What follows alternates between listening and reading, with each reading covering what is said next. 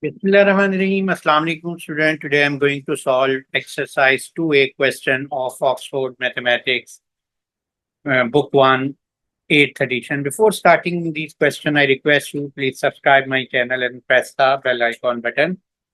Exercise 2A question number 12. Bernard had 1 kg of sugar. He used 1 over 4 kg of sugar to bake cookies, 3 over 5 kg of sugar to bake some cakes, and the remaining sugar to bake muffins. How much sugar did he use to bake muffins? देखें यहाँ पर जो data है वो मैंने यहाँ लिख लिया है। ये टोटल क्वांटिटी ऑफ शुगर है, ये मैंने लिख ली है 1 kg। और यहाँ पर जो बेक कुकीज के लिए यूज हो रही है शुगर वो 1/4 kg ऑफ शुगर है, ये मैंने लिख दी sugar for bake cookies 1/4 kg of sugar. और थर्ड स्टेटमेंट है कि जो केक के लिए केक को बेक करने के लिए शुगर यूज हो रही है वो 3/5 kg ऑफ शुगर है, ये मैंने लिख दिया 3/5 kg ऑफ शुगर। अब नेक्स्ट स्टेटमेंट क्या है कि the remaining sugar to bake muffin, the remaining for bake muffin. ये अब ये स्टेटमेंट्स के जरिए हमने इसको मैथमेटिकल स्टेटमेंट में इसको कन्वर्ट करना है। देखिए मैथमेटिकली हम इसको कैसे कन्वर्ट करेंगे कि मैथमेटिक्स में ऑफ का मीन मल्टीप्लाई होता है 1/4 kg ऑफ शुगर का मतलब है 1/4 kg multiply of mean multiply total sugar. कितनी शुगर दी हुई थी 1 kg मल्टीप्लाई 1। तो ये मेरे पास क्या आंसर आ जाएगा 1/4 मल्टीप्लाई 1, तो 1/1 और ये 1/4 kg ही आ जाएगा। उसके बाद वो कह रहे हैं 3/5 kg of sugar to bake some cookies, तो यहाँ पर इसी तरह हम लिख देंगे 3/5 of mean multiply sugar mean 1 kg, total sugar कितनी है 1 kg, तो ये टोटल शुगर कितनी होगी 3/5 kg।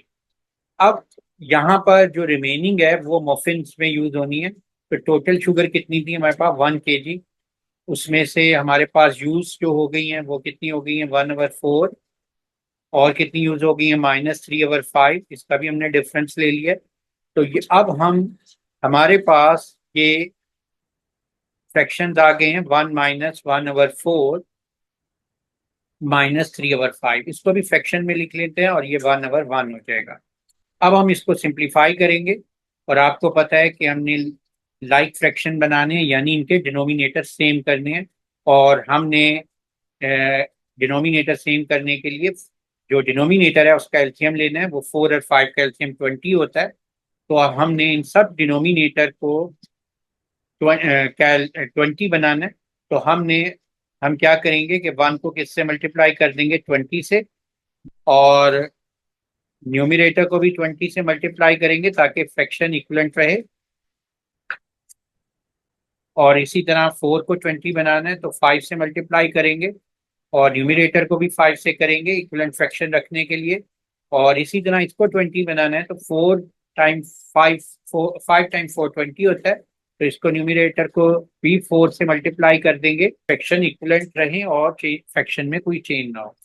अब ये हमारे पास न्यू डिनोमिनेटर सेम हो गए। तो जब डिनोमिनेटर सेम हो जाते हैं तो हम क्या करते हैं कि सेम डिनोमिनेटर लिख लिया हमने 20 और न्यूमिरेटर एज इट इज लिख लेते हैं, तो 20 -5 -3 4 12, और इसको सिंप्लीफाई किया तो मेरे पास ये क्या आंसर आ रहा है 20 -5 15, 15 -12 3, 3/20। तो 3/20 kg शुगर जो है मफिन्स के लिए यूज होगी। Question 13, can drank 7/10 liter of water. Nadia drank 1/4 liter more water than Ken.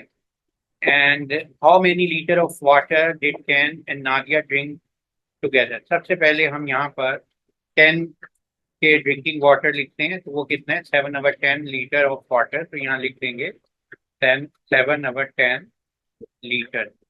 Next है नादिया ड्रिंक, वो है 1/4 लीटर मोर, यानी कि 1/4 प्लस कितना किससे मोर है कैन के नंबर ऑफ लीटर वाटर से, प्लस 7/10। अब ये हमारे पास जो टोटल नंबर ऑफ लीटर जो दोनों ने ड्रिंक किए हैं उनको हमने ऐड करना है।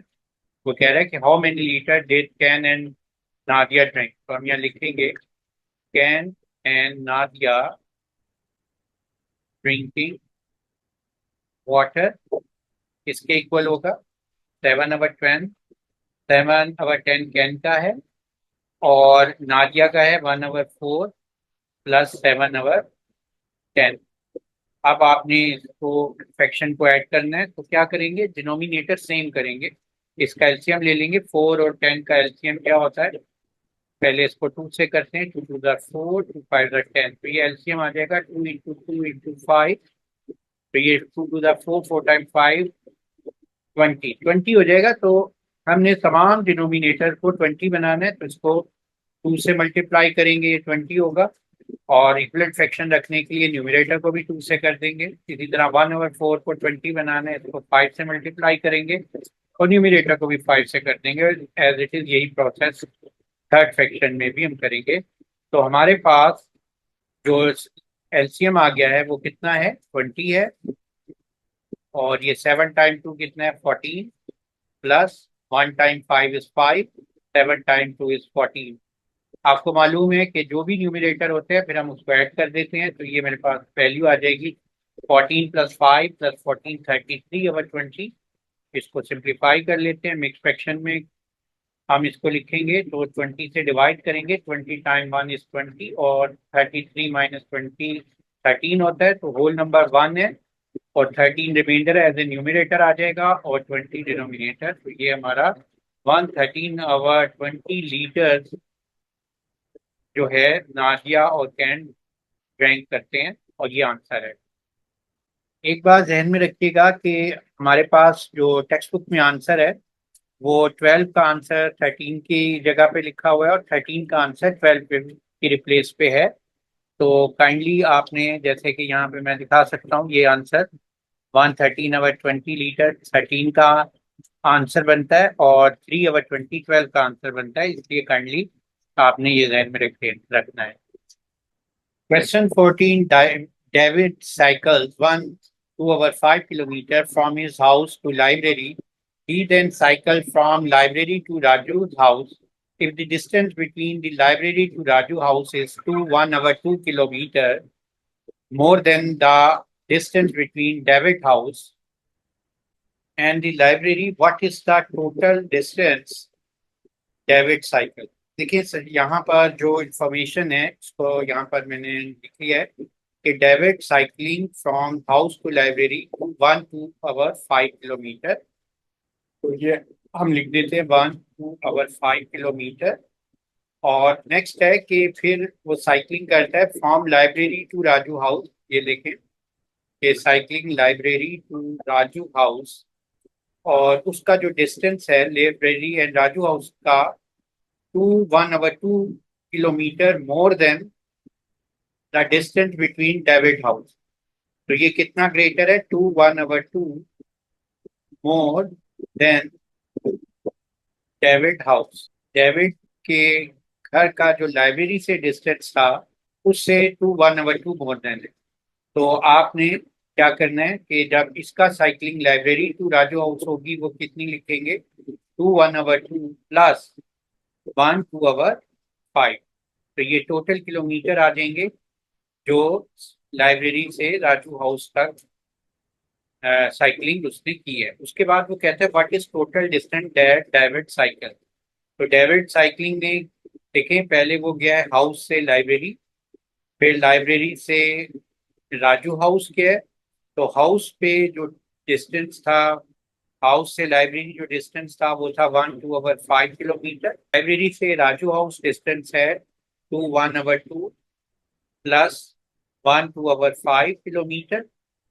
अब वो आपसे कह रहा है कि आपने टोटल डिस्टेंस लेना है, तो इनको सबको सम कर लिया, तो ये हमारा क्या आ जाएगा, टोटल डिस्टेंस आ जाएगा। अब इन तमाम फ्रैक्शन को ऐड कैसे करना है, अब देखें ये तमाम फ्रैक्शन, हम इन इस फ्रैक्शन को इम्प्रॉपर फ्रैक्शन में कन्वर्ट करते हैं। तो फर्स्ट फ्रैक्शन में डिनोमिनेटर 5 है, होल नंबर 1 है, तो 5 × 1 इज 5, और जो न्यूमरेटर है उसको हम ऐड कर देते हैं इसमें, तो क्या हो जाएगा 5 + 2 7 7/5।